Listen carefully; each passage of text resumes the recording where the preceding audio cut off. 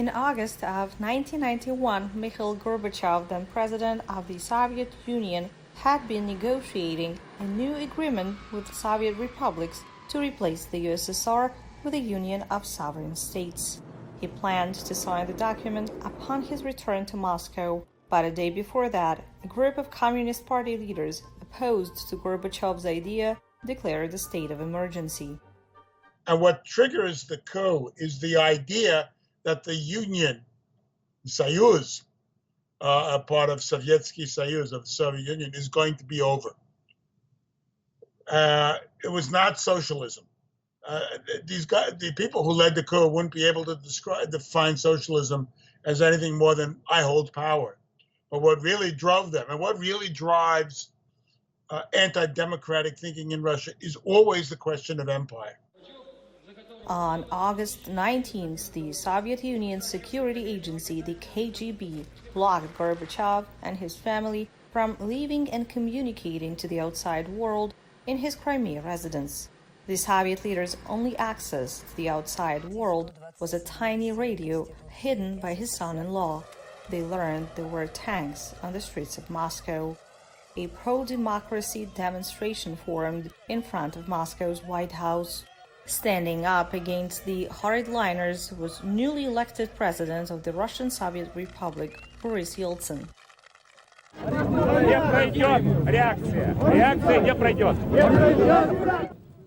Yeltsin addressed the protest in Moscow standing on top of a tank and called the coup unconstitutional.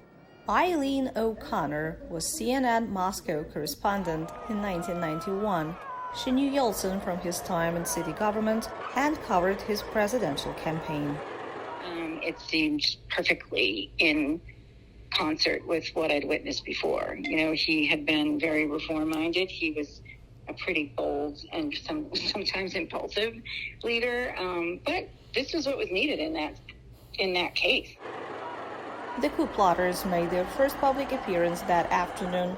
At a press conference, the group's leader, Gennady Genayev, warned against the Soviet Union's collapse, but the coup failed to gain any traction in Moscow. It becomes clear that the coup is failing. I remember myself watching this on TV. I was, saying, if this is a real coup, why can't I see this on TV and nothing's happening? The rapid developments in Moscow caught many in Washington off guard.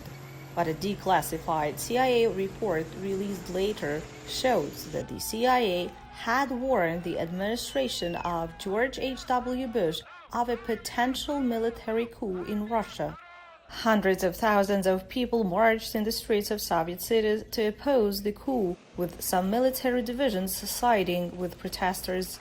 In the morning of August 21st, 1991, the coup leaders called off their attempt to oust Gorbachev. The Soviet leader returned from Crimea but found himself overshadowed by a new political star, Boris Yeltsin. When Boris Yeltsin became president of the Russian Federation by election, he had a legitimacy with the largest ethnic group in the country. Mikhail Gorbachev was never elected by the population, ever. And what I think the events of August 1991 show is that popular legitimacy, being in office because someone voted for you, because the people voted for you, was critical. And that Gorbachev's greatest mistake. After the coup collapsed, most republics announced they were leaving the Soviet Union. Experts say the events of August were not the reason, but a catalyst for the dissolution of the USSR, which happened just 4 months later, in December 1991. Daria, Dieguts for VOA News, Washington.